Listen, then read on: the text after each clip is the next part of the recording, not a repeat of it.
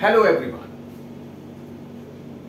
Today in this video we are going to discuss about the Regulating Act of 1773.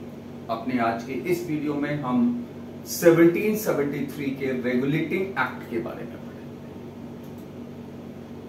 1773 का ये जो regulating act था, you can say it was the first attempt of the English Parliament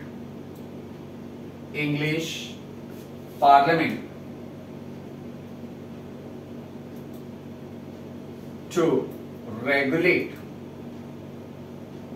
the activities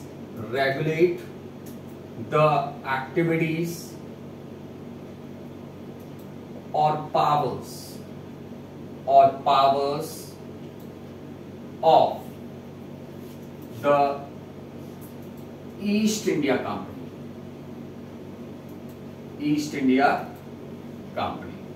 यानी कि इस act के through English parliament या हम कहें ब्रिटिश पार्लियामेंट ने ईस्ट इंडिया कंपनी की जो पावर्स थी या उसकी जो इंडिया में एक्टिविटीज थी उसको रेगुलेट करने की कोशिश की। यह उनका पहला प्रयास था। एक्चुअली इस एक्ट के through the British Parliament had defined the powers as well as the authority of the English East India Company with respect to its territories in India। तो पहली चीज ये एक्ट जो है वो 1773 में पास किया गया और इसके थ्रू ब्रिटिश पार्लियामेंट ने इंडिया के अंदर ईस्ट इंडिया कंपनी की एक्टिविटीज को रेगुलेट करने की, उसको कंट्रोल करने की कोशिश की। ठीक है, अगर हम इस एक्ट के रीजंस के बारे में जाते हैं, अगर हम इसका थोड़ा सा बैकग्राउंड देखते हैं, that why this regulating act of 1773 was passed, तो इस एक्ट के यानी कि रेगुलेटिंग एक्ट 1773 ये जो पास हुआ, इसके कई सारे रीजंस थे। पहला था हमारा फाइनेंशियल क्राइसिस। जो ईस्ट इंडिया कंपनी थी, it was facing the severe financial crisis in India. India में अपने एडमिनिस्ट्रेशन को, क्योंकि बेसिकली ईस्ट इंडिया कंपनी ये हमारी मेन ट्रेडिंग कंपनी थी। मेजर, अगर हम इसका मेजर फंक्शन की बात करें तो ये हमारा एक ट्रेडिंग कंपनी थी। ठीक है, but by its luck it was able to bring a large territory in India within its control. India के अंदर एक बहुत बड़ी टेरिटरी पर इसने अपना कंट्रोल एस्टैब्लिश कर लिया। ऑब्वियसली उस टेरिटरी को जिसको इस कंपनी ने अपने कंट्रोल में किया था, उसको एडमिनिस्टर करने के लिए it was required huge sums of money. तो the company was facing a severe financial crisis during this time. And in 1772 में the East India Company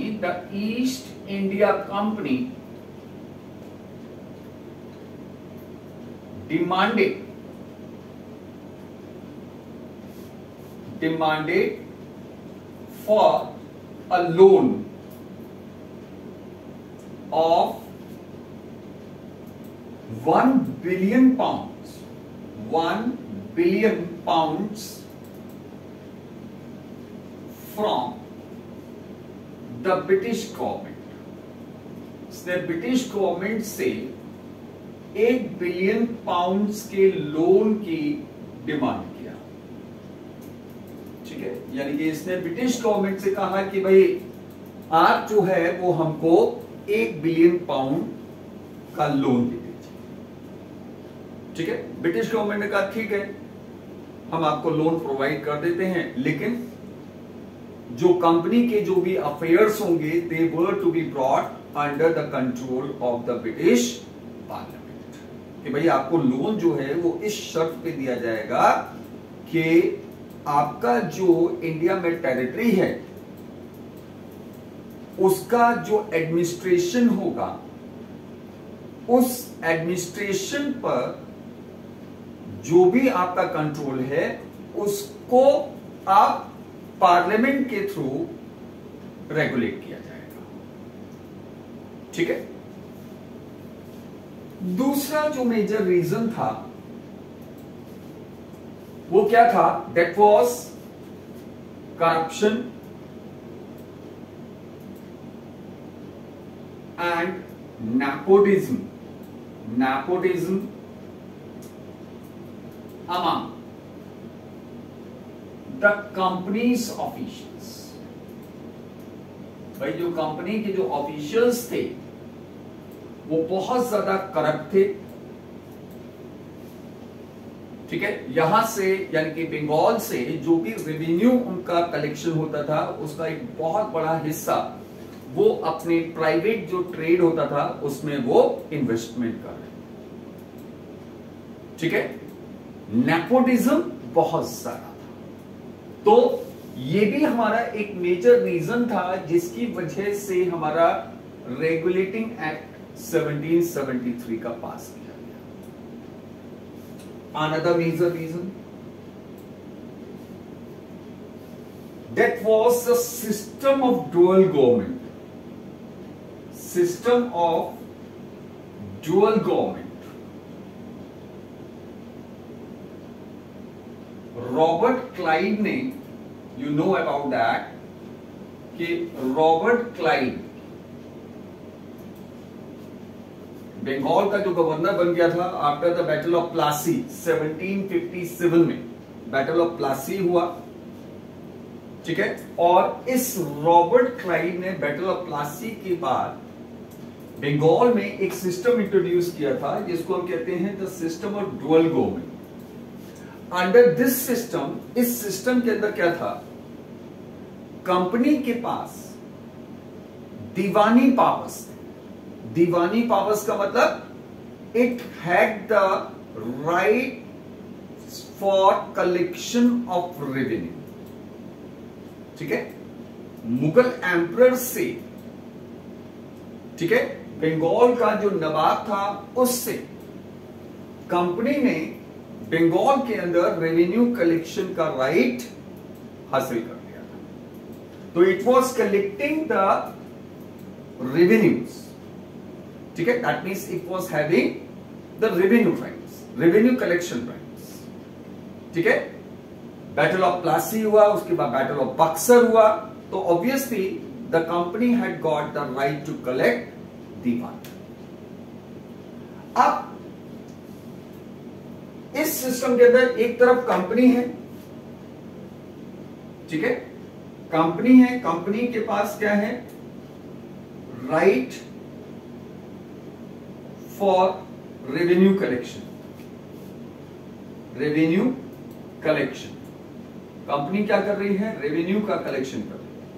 और दूसरी तरफ जो नवाब है, नवाब, अब नवाब के पास क्या पावर्स हुआ करती थी?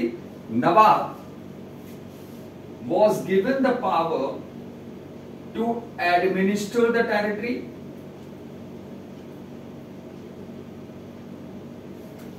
ठीक है, and making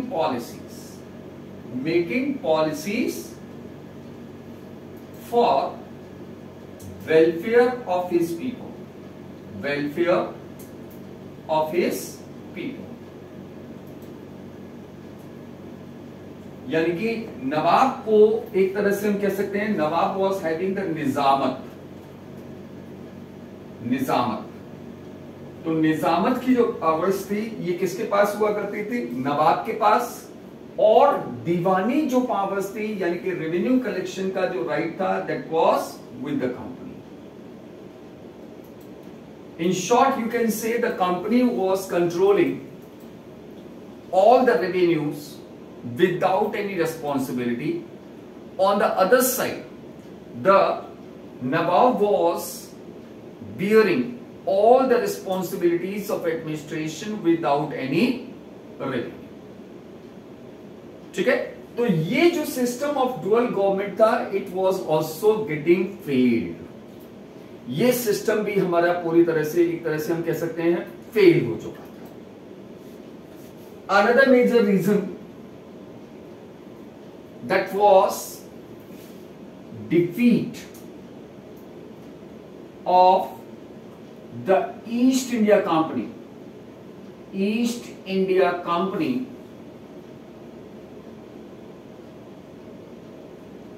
in the first Anglo-Mysore War. In the first Anglo-Mysore War, Mysore War, at the hands of Hyder Ali.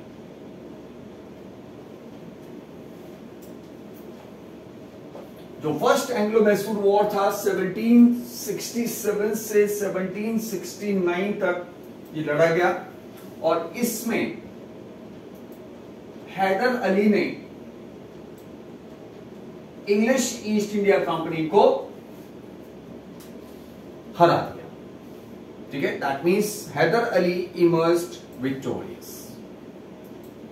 ठीक है, तो ultimately this had also raised a question mark over the British power, over the English powers in India. Moreover, there was a famine, a devastating famine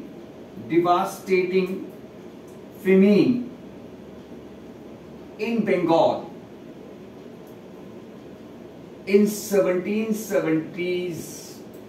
1770s में बंगाल में एक severe फैमीन, एक बहुत बड़ा अकाल पड़ा जिसमें हजारों लाखों लोगों की डेथ हो गई just because of shortage of food. एक और main reason that was what,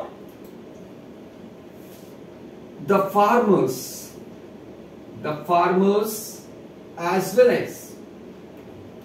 well as the general population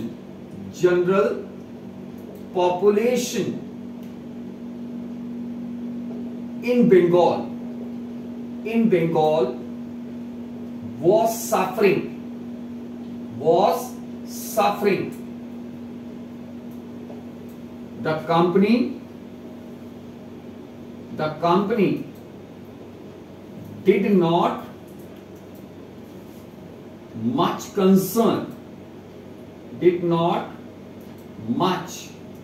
concern about the welfare of the people. यानी कि जो कंपनी थी वो लोगों के वेलफेयर के बारे में, उनके वेलफेयर के बारे में बिल्कुल भी चिंता नहीं करते. तो उनके ग्रीवेंसेस, उनकी प्रॉब्लम्स के बारे में कंपनी को बिल्कुल भी चिंता नहीं थी. ठीक है, and it was more concern about maximising its profit, maximising its revenue या इट्स प्रॉफिट. ठीक है, कंपनी का काम केवल कंपनी के दिमाग में एक ही चीज चलती थी, इसके ऑफिसर्स के दिमाग में एक ही चीज चलती थी और वो क्या था कि किस तरह से वो अपने रेवेन्यू को इंक्रीज कर सकते हैं. ठीक है, तो these were some of the circumstances, some of the conditions under which the regulating act of 1773 was passed. Now let us see its major provisions. इसके मेजर प्रोविजंस क्या थे? ठीक है, तो let us see about its major provisions. So first of all, let us see about its provisions. The first provision, जो governor of Bengal था, ठीक है, the governor of Bengal, actually the British administration, the English East India company's administration in India, it was divided into 3 presidency areas. एक हमारा कैलकाटा, दूसरा हमारा बॉम्बे और तीसरा हमारा that was मद्रास, ठीक है. These were the presidencies, ठीक है. तो ब्रिटिश एडमिनिस्ट्रेशन जो है वो मेनली 3 प्रेसिडेंसीज में डिवाइडेड था, जिसमें आपका कैलकाटा प्रेसिडेंसी जो फोर्ट विलियम में बेस्ड था, then Bombay presidency and Madras presidency.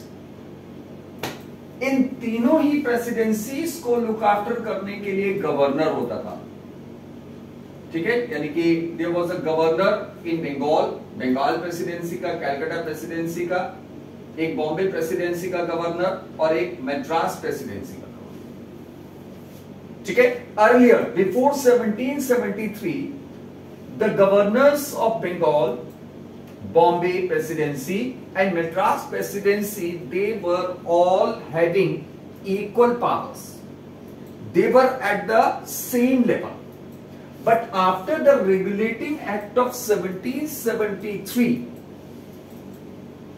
the governor of Bengal was given an upper hand. He was now came to be known as the Governor General of the British Territories in India.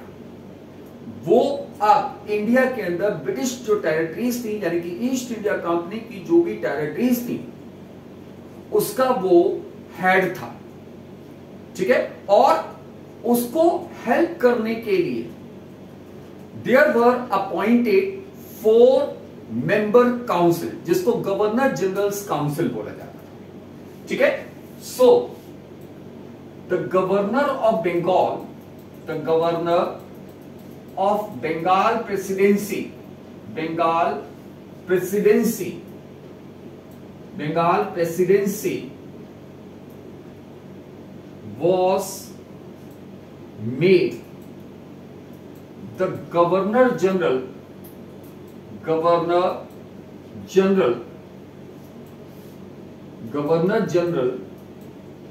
of the British territories in India, British territories in India, ठीक है. To support him or to advise him,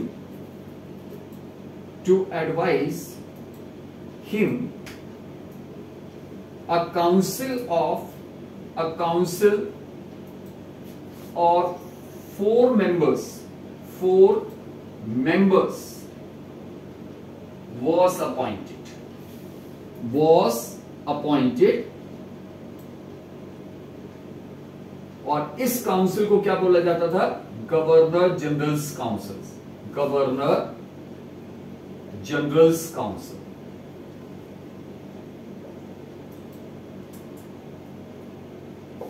ठीक है. दूसरा,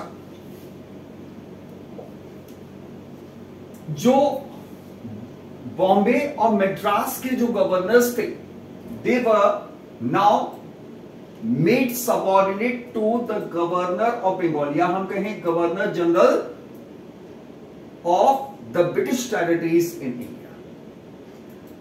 बॉम्बे और मद्रास के जो governors थे, उनको आप गवर्नर जनरल के अंडर कर दिया, ठीक है. तो द गवर्नर्स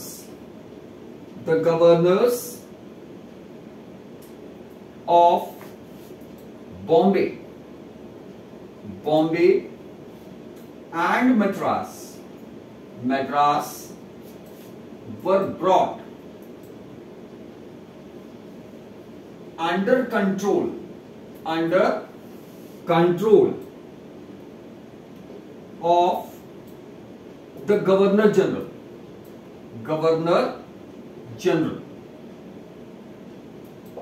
ठीक है। They could not take any independent decision for fighting a war with any Indian territory, with any Indian state in India।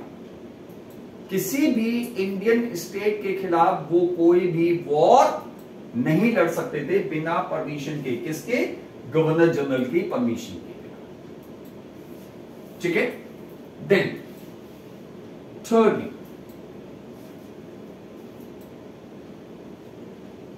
the directors in the board of control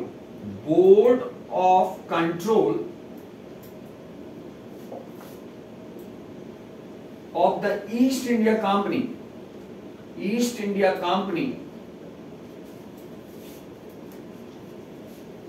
were now to be elected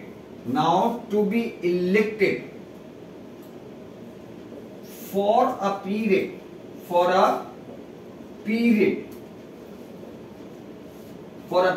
of 5 years। यानी कि अब east India company के जो directors थे उनका election होने लगा for a period of 5 years। 5 साल के लिए अब उनका इलेक्शन होगा। And no director could get re elected, कोई भी डायरेक्टर री इलेक्ट नहीं हो सकता था। No director could get re elected, कोई भी डायरेक्टर हमारा री इलेक्ट नहीं हो सकता था। एंड मोर ओवर, इसमें से भी 1/4 of the directors were to be retired after 1 year, या कहें हम हर साल एवरी ईयर हमारे कम से कम 1/4 हमारे जो डायरेक्टर्स होते थे वो रिटायर हो जाते, उनको रिटायरमेंट लेना। नॉट ओनली दिस, कैलकाटा के अंदर सुप्रीम कोर्ट को सेटअप किया गया, ठीक है। यानी कि इंडिया के अब जुडिशियल एडमिनिस्ट्रेशन को लुक आफ्टर करने के लिए एक सुप्रीम कोर्ट जो है सेटअप किया गया, ठीक है। फोर्ट विलियम यानी कि कैलकाटा, ठीक है। वे सर एलिजा एम्पे इसके पहले चीफ जस्टिस, ठीक है। तो the supreme court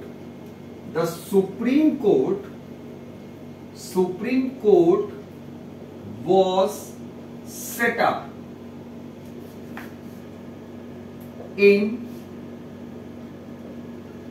the Fort William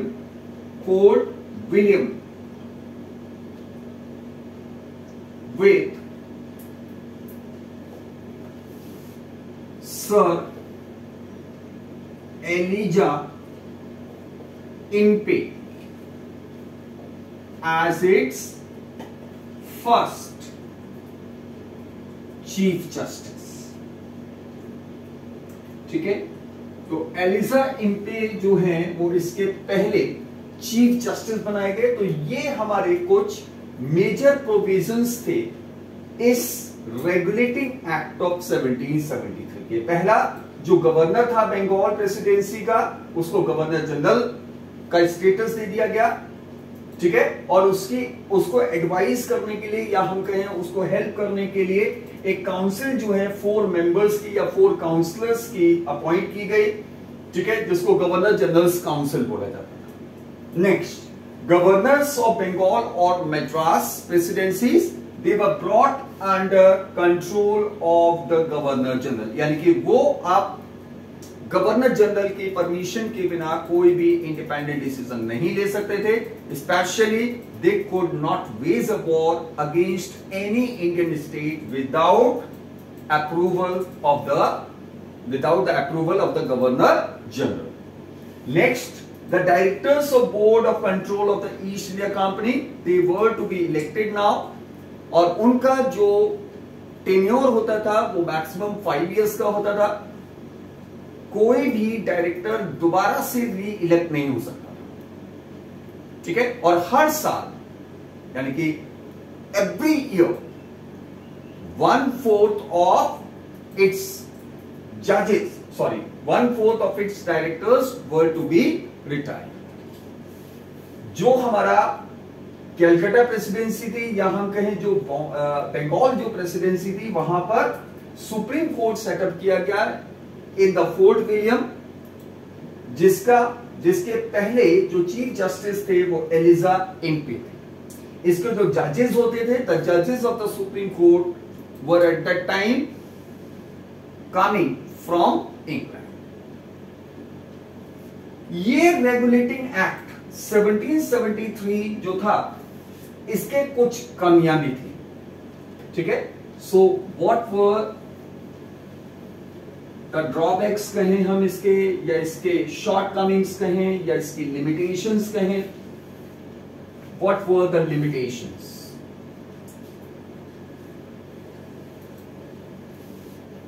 अगर हम इसके लिमिटेशंस की बात करते हैं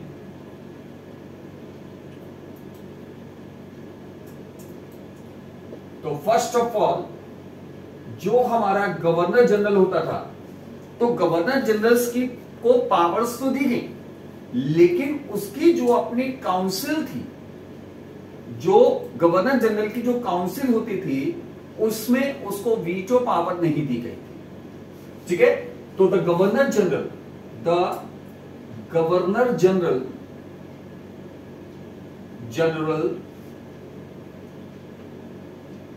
was not given any veto power. ठीक है. to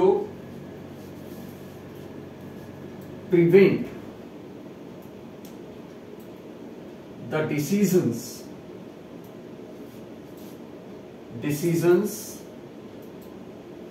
of his council members.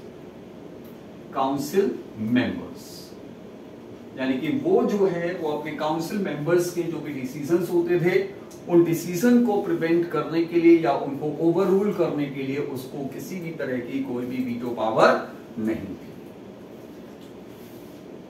Secondly, भाई गवर्नर जनरल तो बना दिया गया था. जो बंगाल का जो गवर्नर जनरल था उसको आपने अपर हैंड दे दिया था, लेकिन ये जो गवर्नर जनरल था, इसके पास वो सारे लोग यानी कि जो इंडियन पॉपुलेशन थी उसके ग्रीवियंसेस को सॉर्ट आउट करने के लिए कोई भी स्टेप लेने का या कोई भी डिसीजन लेने की पावर्स उसके पास नहीं थी. ठीक है. तो the governor general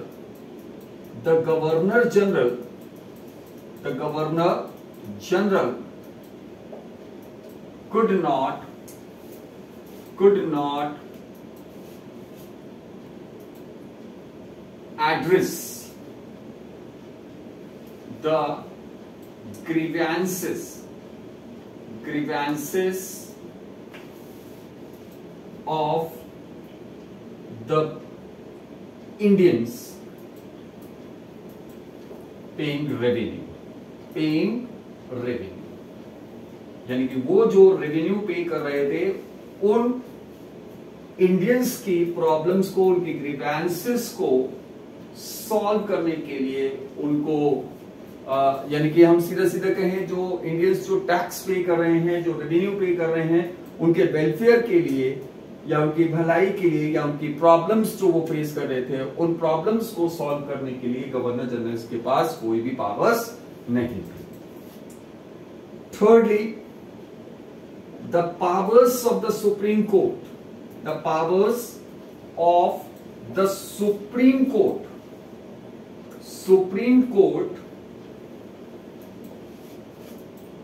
were not properly defined. इन पावर्स को प्रॉपरली डिफाइन नहीं किया गया। ठीक है, यानी कि there were the confusions regarding the powers of the supreme court which was set up in the fourthly.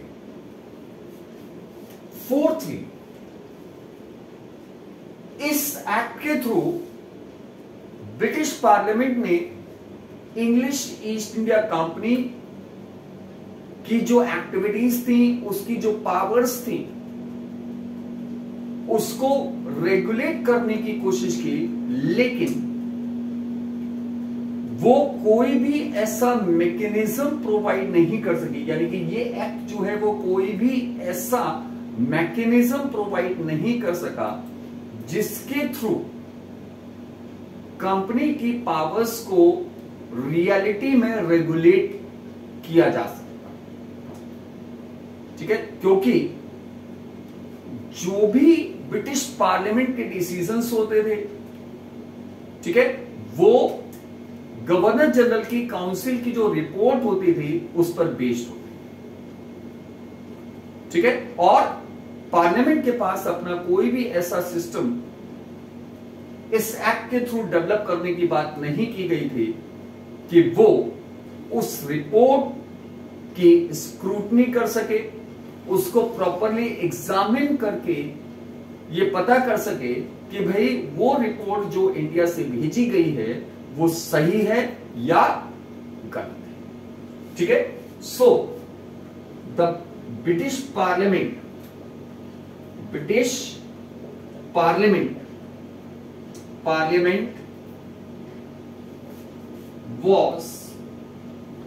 was failed to regulate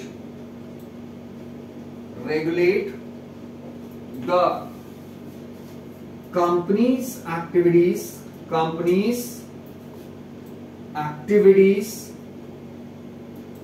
and its powers in India. Its control was limited up to the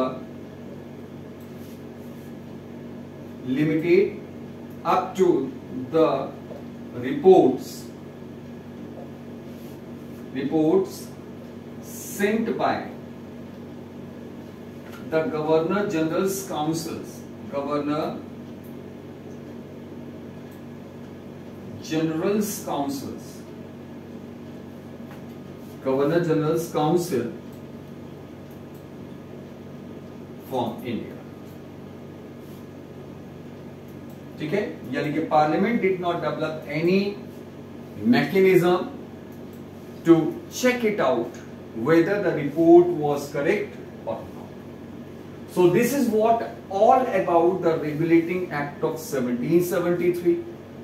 I hope that you were able to go through all these points clearly without any doubts. If you have any query, please mention in the comment box and keep on preparing for your exam. Share the video, like the video, comment on the video and subscribe my channel Incredible Astronomers. Thank you.